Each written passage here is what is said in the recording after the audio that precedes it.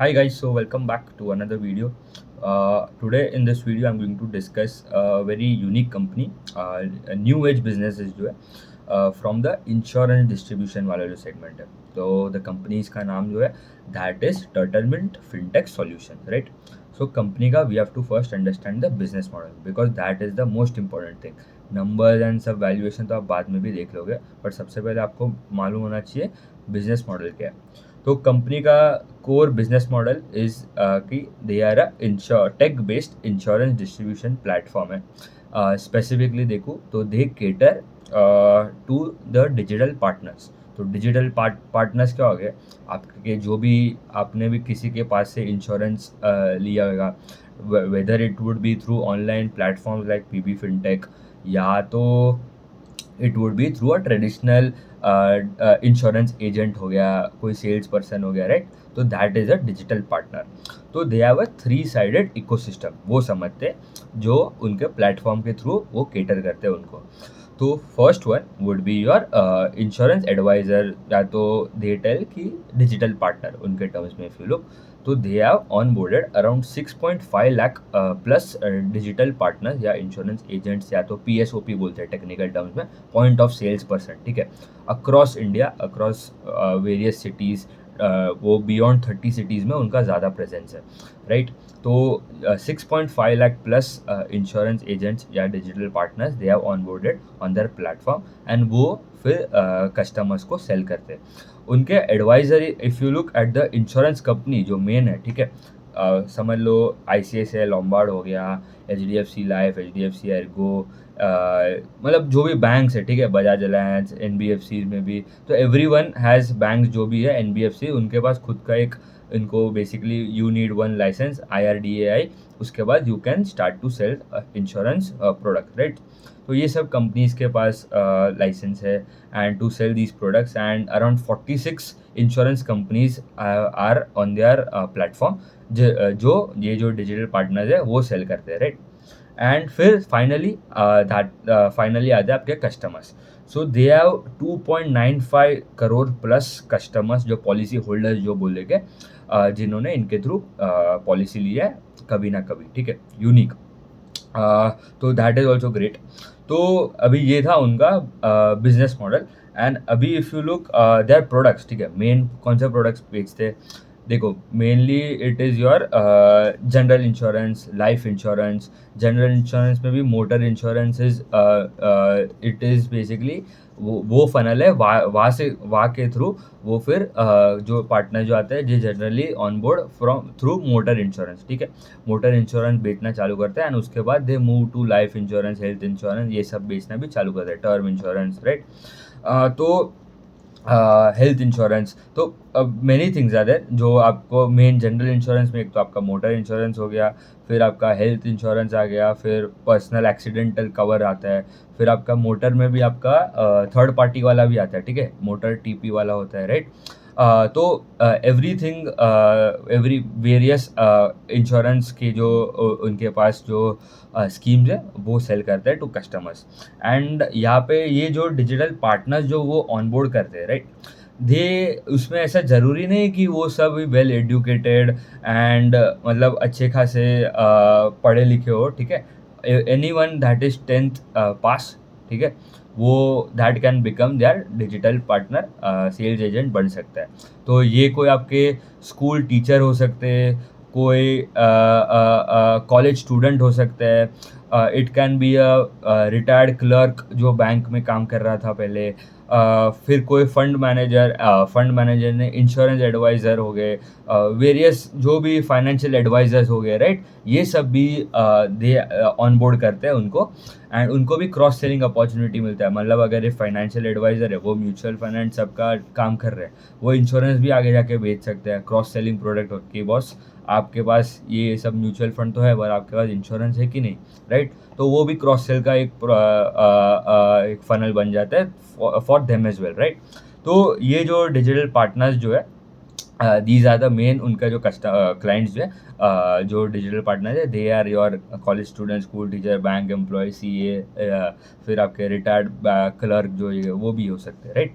फिर इनका जो प्रेजेंस है majorly if you look there presence is more into your B30 cities beyond 30 and आपके T30 और दैट टॉप 30, राइट। अभी जनरली इफ यू लुक ना टॉप 30 सिटीज में वहाँ पे जो कवर आता है, ठीक है, इंश्योरेंस का जो कवर रहता है it would be largely higher compare to beyond 30, right. Majorly ऐसा बोल रहा है ऑन एवरेज देखूँ तो, क्योंकि टीयर 1 सिटी में if you look the lifestyle of the person जो भी रह रहा है इट वुड बी स्लाइटली थोड़ा अच्छा रहेगा, उसका खर्चा भी ज़्यादा रहेगा, उसका इनकम भी ज़्यादा रहेगा, तो उसको कवर भी ज़्यादा चाहिए, राइट। तो समझ लो कोई 4 करोड़ 5 करोड़ का कोई टर्म इंश्योरेंस ले रहा है इन अ टीयर 1 सिटी में जो बंदा रह रहा है। But if you go into tier 3 tier 4 tier 5 city, वहाँ पे उसको 50 लाख का ही ज़रूरत पड़ेगा, क्योंकि उसका लाइफस्टाइल वो हिसाब से आगे जाके बढ़ने नहीं वाला है, अज्यूमिंग दैट कि अगर वो कुछ ऐसा मतलब if he is not crazy and कुछ ज़्यादा ही खर्चा ना करे, राइट। तो यहाँ पे उनको वॉल्यूम्स में उनको ज़्यादा खेलना पड़ेगा। एंड यहाँ पे जनरली कैसा होता है कि you go on a platform and आप देख लेते हो कि कौन सा बेस्ट पॉलिसी है, कौन सा सबसे अच्छा क्लेम रेशियो किस में ज़्यादा है, सबसे कम प्रीमियम किस में बढ़ना पड़ रहा है एंड सबसे ज़्यादा कवर किस में है, राइट। तो उससे you can figure it out. But generally if you go ऐसा, this is a push based product, ठीक है। पुल बेस्ड प्रोडक्ट नहीं कि आप एक दिन उठोगे एंड चलो भाई आज इंश्योरेंस लेना है, आज का टारगेट है कि इंश्योरेंस लेना है एंड बाय करना है, ठीक है। तो ऐसा नहीं होगा जनरली। Just a second. या सो एज आई टोल्ड कि this is a push based product, right. ये पुल बेस्ड प्रोडक्ट नहीं है। सो उन्होंने भी एक डेटा पॉइंट दिया है कंपनी ने कि 95% ऑफ द पॉलिसीज जो भी उन्होंने बेचे, ठीक है, इंडस्ट्री में, they are still through some advisor या कोई गाइडेंस दे के पॉलिसी लेता है, ठीक है। तो दिस मीन्स कि ऑनलाइन जाके कोई खुद से खरीदने में इट इज़ जस्ट 5%, एंड अभी भी स्टिल मेजरली द पॉलिसीज जो बेच रहे, इंश्योरेंस हो गया आपके, एसेट बैक इंश्योरेंस जो भी लेना है, ठीक है, that are through some agent और थ्रू सम गाइडेंस को दे रहा है, कोई एडवाइजर होएगा उसके थ्रू, राइट। तो इसका मतलब कि there is a huge need for the digital partners जो उनके पास है। एंड गवर्नमेंट ने भी बोला है कि बाय 2047, राइट, उन्होंने बताया कि they want insurance for all, ठीक है, इंश्योरेंस फॉर ऑल बाय 2047, मतलब एक एक एक पर्सन के पास एटलीस्ट एक इंश्योरेंस पॉलिसी होना चाहिए जिसका भी कोई एसेट बैक होएगा। तो that is also good. Health insurance, life insurance होना चाहिए, राइट। एंड अगर ये आप इंश्योरेंस का पेनिट्रेशन भी देखो इंडिया में करेंटली, तो उन्होंने एक नंबर दिया था GDPI for per capita. GDPI is basically your gross direct premium, जो इनकम जो आता है for the companies that in India per capita, if you look, that is just 4%, whereas in other countries like USA, UK, it is around 11-12%। तो still around 3x still हो सकता है। Till that time हम खाली US and UK के साथ catch up हो गए। तो इंडस्ट्री में ग्रोथ तो बहुत अच्छा आने वाला है। इंडस्ट्री में टेलविंड्स भी है कि गवर्नमेंट भी बोल रहा है कि इंश्योरेंस फॉर ऑल करना है। फिर recently in Q3 I guess GST में भी कट्स आ गए थे। तो यहाँ पे वॉल्यूम्स में उनको ज़्यादा खेलना पड़ेगा, क्योंकि वैल्यू में इफ़ यू लुक, क्योंकि because of that GST cut एक एडवांटेज तो क्या था कि वॉल्यूम्स बढ़ गए, राइट। बट उन्होंने यहाँ पे कैसा हुआ कि फिर उनके कमीशन भी थोड़े डिटीरियोरेट हुए for both, for Turtlemint fintech as well and for the digital partners as well. तो उन्होंने वो पास ऑन कर दिया था, तो उसमें मेजरली थोड़ा हिट ले गया, बट उनको कुछ ज़्यादा इम्पैक्ट नहीं हुआ। बेसिकली जैसे समझ लो वो AMC कंपनी है, राइट। जैसे उनका AUM का जो साइज बढ़ता है, राइट, तो उनको उनका जो एक्सपेंस रेशियो जो TRB जो भी बोलना है, बेस एक्सपेंस रेशियो, उनको थोड़ा कम करना पड़ता है। बट अगर वॉल्यूम्स ही इतने ज़्यादा बढ़ गया तो ओवरऑल नेट आपका ग्रोथ आ जाता है, राइट, एंड आपका पैसा बन जाता है। तो that is one thing that you have to note down कि जैसे जैसे गवर्नमेंट भी बोल रहा है कि थोड़ा कमीशन एंड सब कम करना, GST निकाल दिया, तो दैट थोड़ा इम्पैक्ट होता है। बट वॉल्यूम्स अगर इतने स्ट्रॉन्ग रेट से ग्रो हो रहे हैं, तो that would be helpful for their margin as well, right. And currently if you look they have all across India उनका प्रेजेंस है, मतलब 19,186 पिन कोड्स में they have their digital partners that are present. And 80% जो उनके जो digital partners है they are from your beyond 30 markets, ठीक है, B30 मार्केट्स में प्रेजेंट है, जहाँ पे उनको थोड़ा मार्जिन भी ज़्यादा मिलता है। And total, if you look their digital partners as of Q1 ended FY27, it is around 6,91,000 के आसपास उनका डिजिटल पार्टनर्स है। This quarter they recruited around 32,000 new digital partners. तो मतलब न्यू क्लाइंट्स ने, मतलब उनके जो बेसिकली आप देखो जो जो उनके लिए सेलिंग करेंगे पॉलिसीज का, राइट। एंड कैसा होता है जनरली, अगर कोई कस्टमर पॉलिसी खरीदता है, राइट, अगर प्रीमियम उसमें चलो पॉलिसी कोई एक्स अमाउंट का पॉलिसी खरीदा तो थोड़ा प्रीमियम का जो पैसा है that would go with settlement, and थोड़ा आपको डिजिटल पार्टनर को कमीशन मिलेगा। तो कमीशन बेस इनका मेन धंधा जो है, उनको पैसा कमीशन के बेसिस पे ही मिलता है, right. And if you look also if you look at there numbers, ठीक है, तो इन्होंने बोला कि यहाँ पे है ना, बिकॉज Q4 का number we have already discuss last, I made a video on Q4 का कंपनी का जो नंबर्स था उसमें मैंने वीडियो भी बनाया था। तो Q4 में they had just turn adjusted EBITDA positive हो गया था। दिस क्वार्टर उन्होंने फिर से लॉस बता दिया ऑन एडजस्टेड इबिटा बेसिस। तो अभी उन्होंने बोला कि यहाँ पे सीजनैलिटी, इफ़ यू लुक यहाँ पे सीजनैलिटी है। तो सीजनैलिटी कौन से बेसिस पे है कि जनरली जब भी इनका जो मेजर जो ग्रोथ आ रहा है सबसे फास्ट अगर देखूँ तो it is from your motor insurance, right. उनका है, ऐसा नहीं है कि हेल्थ इंश्योरेंस लाइफ इंश्योरेंस नहीं है, बट मेजर जो ग्रोथ आ रहा है it is from your motor insurance. And motor insurance जो होता है उसमें उन्होंने बोला कि हमारा जो इनकम जो है it is generally if you look H1 में अराउंड 45% कॉन्ट्रीब्यूशन आता है of the motor insurance, and H2 is basically 55%। क्यों? क्योंकि generally H2 is the main season जहाँ पे दिवाली दशहरा एंड सब ओकेजन्स ज़्यादा होते हैं, and customers prefer to buy on that occasions. तो जब भी कोई भी कंपनी कोई मोटर खरीदेगा, राइट, मतलब मोटर में आ गया आपका कार इंश्योरेंस भी आ गया, बाइक इंश्योरेंस भी आ गया, कमर्शियल व्हीकल भी आ गया, राइट। तो ये सब जब भी खरीदते हैं तभी उनको कंपलसरी एक इंश्योरेंस तो होता ही है, राइट, फॉर दैट व्हीकल। तो उसीलिए इसकी वजह से उन्होंने बोला है कि Q1 सबसे वीकेस्ट होता है, एंड उसके बाद क्वार्टरली बेसिस पे Q4 बिकम्स द स्ट्रॉन्गेस्ट, मतलब Q2 is better than Q1, Q3 is better than Q2 and Q4 is better than Q3। तो वो हमें अभी देखना पड़ेगा आगे जाके कैसा एग्जीक्यूशन भी रहता है, कि क्योंकि बोलने में तो मतलब कंपनीज गाइडेंस देने में कोई प्रॉब्लम नहीं है, बट उनका एग्जीक्यूशन भी हमें देखना पड़ेगा, राइट। अभी आ जाते हैं इफ़ यू लुक उनके नंबर्स पे आ जाते हैं, राइट। अभी if you look at that numbers, यहाँ पे बिकॉज एज आई टोल्ड ये लॉस मेकिंग कंपनी है, तो यहाँ पे इनका अकाउंटिंग मेट्रिक्स भी थोड़े अलग है, राइट। यहाँ पे आपका proper sale growth EBITDA PAT नहीं है, यहाँ पे एडजस्टेड इबिटा है, सर्विस इबिटा है, वो सब अभी समझते हैं। अभी मेन जो टॉप लाइन तो मेन जो है वो तो हमें देखना ही है, एंड उसके पहले भी और एक if you look one of the main KPIs would be their premium जो उन्होंने कलेक्ट किया प्लेटफॉर्म पे, जो ग्रॉस प्रीमियम उन्होंने कलेक्ट किया this quarter it was 50% plus growth आया। तो मतलब अराउंड 1205 करोड़ के आसपास का उन्होंने प्रीमियम कलेक्ट किया, versus YY if you look it was around 804 crore. तो 50% प्रीमियम का मतलब क्या कि अगर मैं कोई इंश्योरेंस पॉलिसी कर रहा हूँ जिसका कवर वुड बी अराउंड, समझो मैंने प्रीमियम भरा 1 करोड़ का कवर है, ठीक है, प्रीमियम भरा उसका 400-500 रुपया पर मंथ में भेज रहा हूँ, ठीक है, तो 500 रुपया वुड बी देयर प्लेटफॉर्म का प्रीमियम जो मैंने पे किया, तो that is your platform premium. अभी आ जाते हैं उनका रेवेन्यू ग्रोथ पे। अभी रेवेन्यू इसमें कैसे होगा कि कमीशन मल्टीप्लाइड बाय उनका जो परसेंटेज कमीशन होगा multiply by your platform premium, मोटा मोटी, ठीक है। Revenue growth was around 40% on a YY basis grow हुआ, which is also extremely strong. उनका आउटलुक भी यही है कि 40% मिनिमम कैगर से हमको ग्रो करना है over a next couple of years. यहाँ पे फिर आता है आपका सर्विस इबिटा। अभी सर्विस इबिटा क्या होता है वो समझ लेते हैं। देखो सबसे पहले इफ़ यू लुक यहाँ पे रेवेन्यू जो होता है उसके बाद आपके जो मेन कॉस्ट क्या है, आपका मेन कॉस्ट वुड भी आपको जो कमीशन देना है to your digital partner, right. Digital partner PSOP जो बोलना है आपको, ठीक है, उसको भी थोड़ा पैसा मिलेगा जो आपके लिए पॉलिसी बेच रहा है, right. That is the main core expense उनका, जो कि है कि पैसा देना है for to the PSOP partners. Second would be they are selling and distribution cost हो गया आपका, फिर आपका कैंपेन, आप ब्रांडिंग पे भी काम कर रहे हो, राइट, ये सब जो खर्चा हो गया, दैट इज योर आपका another set of expense. Just a second.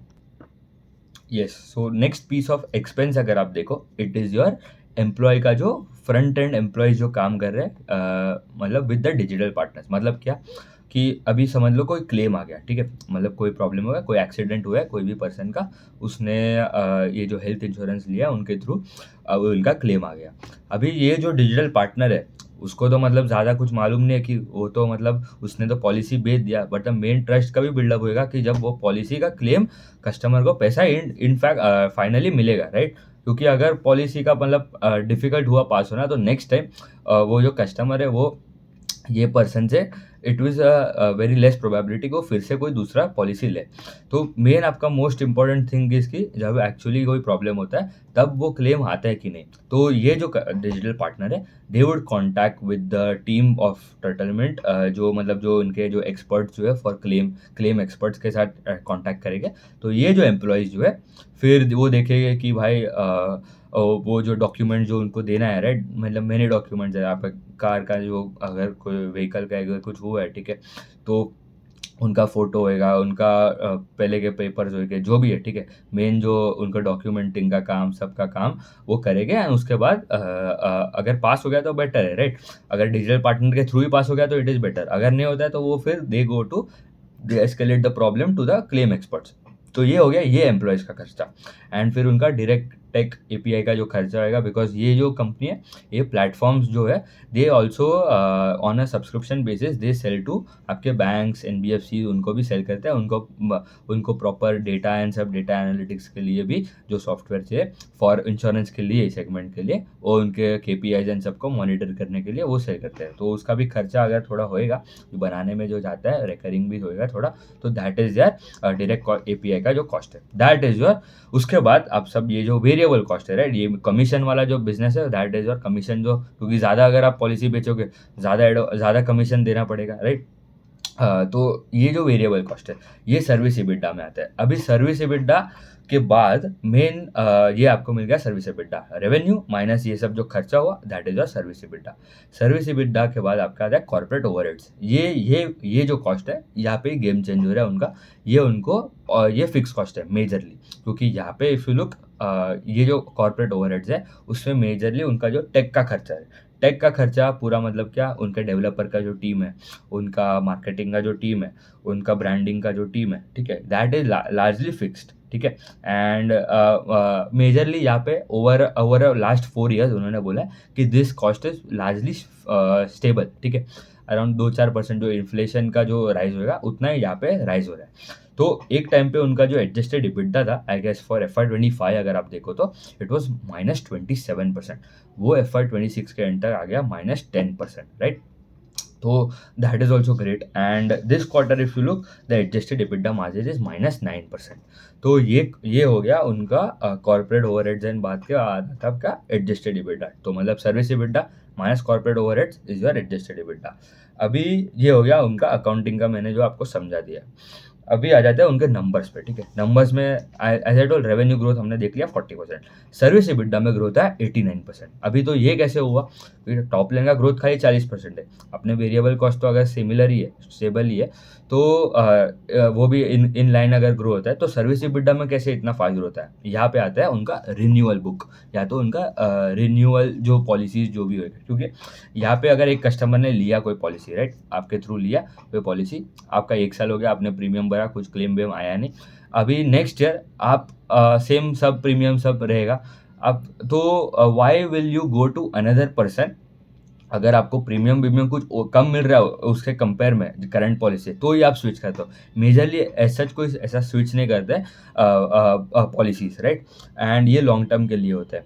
तो वो फिर नेक्स्ट एक्सपेंस फॉर नेक्स्ट आपका जो रिन्यूअल होगा, उसके लिए कंपनी का क्या खर्चा हुआ, कंपनी का एज सच अगर मेजर कुछ खर्चा हुआ ही नहीं, क्योंकि आप खुद गए जो डिजिटल पार्टनर है उसके पास। पहली टाइम जब हुआएगा तभी उसको खर्चा लगेगा कि भाई आपने गूगल किया कि ये यहाँ पे अच्छा खासा काम कर रहा है पॉलिसी के सबका, तो आप खुद गए होगे उसके पास फॉर द फर्स्ट टाइम, क्योंकि उसने मार्केटिंग किया होगा, उसने कुछ खर्चा किया होगा, राइट। तो यहाँ पे कैक जो होता है, customer acquisition cost, is very low for the renewal जो कस्टमर्स होगा उसके लिए, राइट। एंड मार्केटिंग का खर्चा उनको ज़्यादा कुछ करना पड़ा नहीं, नेग्लिजिबल उनको कोई एक्सपेंस हुआ। फिर they are also doing that AI calling, ठीक है। मतलब क्या, अगर आपका पॉलिसी अभी खत्म होने वाला है तो from Turtlemint only you would get AI से कॉल आएगा एंड आपको बोलेगा कि आपको पैसा भरना है फॉर द, अगर आपको रिन्यू करना है तो उसमें भी उनको ज़्यादा कुछ खर्चा लगेगा एंड वो तो फिक्स्ड है एक्सपेंस। एंड तो ये ऐसा तो because of that service EBITDA जो है इट इज़ इम्प्रूविंग। एंड ये ग्रेजुअली उन्होंने बोला है कि it would go from around अभी जो 13% के आसपास है, service EBITDA can go northwards of 24-25%। तो दैट इज ऑल्सो ग्रेट। तो इसलिए उनको ऑपरेटिंग लेवरेज भी आगे जाके बहुत अच्छा खासा किक इन हो सकता है। And the second one would भी कि जो उनका प्रोडक्टिविटी इंप्रूव हो रहा है पर रिलेशनशिप मैनेजर्स जो की है, तो ज़्यादा अगर डिजिटल पार्टनर्स करेंगे एंड अगर एक ही डिजिटल पार्टनर ज़्यादा अगर पॉलिसी सेल करता है, it is good for them as well. And also उनके रिलेशनशिप मैनेजर, मतलब रिलेशनशिप मैनेजर इसमें आ गया कि जो रिक्रूट करते हैं ये जो डिजिटल पार्टनर्स है, ठीक है। क्योंकि जितने ज़्यादा डिजिटल पार्टनर्स वो ऑनबोर्ड करेंगे एंड अगर हर digital partner if they sell higher number of policies and उसके लिए भी बेटर है। एंड यहाँ पे also one more data point कि जब आप एक नया अगर आप you are a digital partner, ठीक है, I am a digital partner समझ लो, एंड मैंने अगर आपको कोई पॉलिसी बेचा फॉर द फर्स्ट टाइम, उसमें कमीशन ज़्यादा रहेगा फॉर प्रीमियम तो उसका उतना ही है, ठीक है। कमीशन डिजिटल पार्टनर का कम रहेगा फॉर द सेकेंड टाइम जब रिन्यूअल होता है। ये IRDAI ने बोला है, ठीक है, कि रिन्यूअल में आपका जो मार्जिन जो रहता है फॉर द एडवाइजर या तो digital partner, it is lesser compare to first time जब उन्होंने सेल किया होगा। तो यहाँ पे भी टर्टलमेंट को ज़्यादा पैसा मिलेगा। पहले अगर डिजिटल पार्टनर का 40-60 का मिक्स था, फिर से अगर रिन्यूअल हुआ, ठीक है, तो उसका 30-70 हो जाएगा, मार्जिन उसके लिए कम हो जाएगा। तो that is very important thing, क्योंकि वहाँ पे रिन्यूअल वाला बुक जो है इनका ये टाइम रिन्यूअल रेवेन्यू जो था उनका ये time it has grown by north of, if you look, 66% में ग्रोथ आया है एंड ओवरऑल रेवेन्यू में ग्रोथ आया कितना, 40%। तो रिन्यूअल का book is growing at a faster rate, which means कि उनका आगे जाके मार्जिन इंप्रूव होगा। ये बहुत ही इंपॉर्टेंट है रिन्यूअल वाला, क्योंकि अगर रिन्यूअल में अगर ग्रोथ नहीं आएगा तो सर्विस EBITDA का इम्प्रूवमेंट इज मेजरली इम्पॉसिबल आगे जाके। तो that is also very important. And renewal revenue as a percentage of overall revenue, last year it was around FY26 में 20% था, ये क्वार्टर आ गया 22%। एंड इनको अगर और मार्जिन इंप्रूव करना है, this number should go north of 50-70-80% जाना चाहिए, क्योंकि इनका खुद का उन्होंने बोला है कि रिन्यूअल में उनको मार्जिन जो मिलते हैं it is 2.5 times higher compare to your जो नए पॉलिसीज बेचते हैं, राइट। तो यहाँ पे ये एक इंटरेस्टिंग थिंग है, क्योंकि अगर आपने ये रिन्यूअल वाला कॉन्सेप्ट अगर समझ लिया तो आपको सर्विस EBITDA समझ जाएगा एंड कहाँ से उनको main lever for improvement in margin is through your service EBITDA। And उसके बाद ऑफकोर्स ये जो टेक्नोलॉजी पे जो खर्चा है उनका कॉर्पोरेट ओवरहेड्स वो तो नीचे जाएगा ही, क्योंकि एज दे स्केल उनका रेवेन्यू में ग्रोथ आएगा, तो ओवरऑल आपका डिनोमिनेटर ही बढ़ रहा है, तो आपका न्यूमरेटर जो फिक्स्ड है अराउंड 60-70 करोड़ के आसपास ही होवर हो रहा है उनका ये जो टेक का जो कॉर्पोरेट ओवरहेड्स है, ठीक है, एंड वो लार्जली स्टेबल ही रहेगा। तो जैसे स्केल अप करते हैं आपका ओवरऑल कॉर्पोरेट ओवरहेड्स, जो अभी as a percentage of revenue is I guess around, corporate overhead is around 22%, वो उन्होंने बोला 7-8% जा सकता है in 3 to 4 years, in 2 to 3 years अगर आप समझ लो तो। एंड उनका ये भी बोलना है कि उनका एडजस्टेड EBITDA जो होगा it would be they would try to maintain positive करेगा या ब्रेक इवन करेगा एडजस्टेड EBITDA दिस टाइम। तो फिर दिस क्वार्टर तो अभी तक -9% है उनका margin. And as I told, अभी जो सर्विस EBITDA मार्जिन तो था वो 10% से 13.2% हो गया on a YoY basis. Adjusted EBITDA from -42 crore it has gone to -26 crore, तो वहाँ पे भी इंप्रूवमेंट है। एंड एडजस्टेड EBITDA मार्जिन जो -20% थे last year YoY, this time it is around -9%। And PAT, of course ये पैट में बेसिकली आपके एडजस्टेड EBITDA के बाद जो खर्चा आपका जो ESOP है, ठीक है, उसको अगर आप निकाल दो तो आपको पैट मिल जाएगा। ईसॉप का एक्सपेंस आप अगर ऐड करो तो PAT was -38 crore versus -47 crore, PAT margin -22 था वर्सेज -13। अभी उनका main focus is on adjusted EBITDA, PAT का उन्होंने ज़्यादा कुछ बोला नहीं, तो एडजस्टेड इबिडा उनको चाहिए कि ये time net it should be break even या तो स्लाइटली पॉजिटिव, तो 0 करोड़ का उनको एडजस्टेड इबिडा होना चाहिए फॉर FY27, जो अभी तक लॉसेज में था। एंड उनका मार्जिन एज आई टोल्ड 24-25% जा सकता है service EBITDA margin, and adjusted EBITDA margin can go to around 18-20% in next 3 to 4 years, 2030 अगर आप समझ लो तब तक 18-20% जाना चाहिए। एंड अभी सर्विस EBITDA कितना है 13%, राइट? तो अच्छा खासा अपॉर्चुनिटी है to scale their book as well. And company जो है एवरी ईयर उनका आउटलुक है कि at least 2% there should be an improvement in service EBITDA। तो FY27 के एंड तक आई एम अज्यूमिंग जो अभी अराउंड 13% के आसपास है वो 15-16% जाना चाहिए, फिर 18%, फिर अराउंड 20% एंड देन 22-24% जब उनका मीडियम टर्म जो आउटलुक है, राइट? एंड ऑल्सो उनका पास फॉर प्रॉपर इंश्योरेंस अगर देखो business, it is around 97% of the revenue. अभी भी 3-4% आता है आपका, इन्होंने रिसेंटली लॉन्च किया है, दैट इज योर आपका म्यूचुअल फंड वाला बिजनेस, एंड ऑल्सो आपका म्यूचुअल फंड एंड आपका और एक था कौन सा सेगमेंट था, लोन्स वाला सेगमेंट, ठीक है, NBFC वाला सेगमेंट उन्होंने लॉन्च किया है। मेजर उतना कुछ है नहीं, 2-3% ही ऑफ द ओवरऑल रेवेन्यू, तो वहाँ से they are trying to cross sell these as well. तो इन्वेस्टमेंट, क्रेडिट कार्ड लोन्स हो गया, आपके म्यूचुअल फंड्स हो गया, ये सब का भी ग्रेजुअली उन्होंने स्टार्ट किया है, राइट?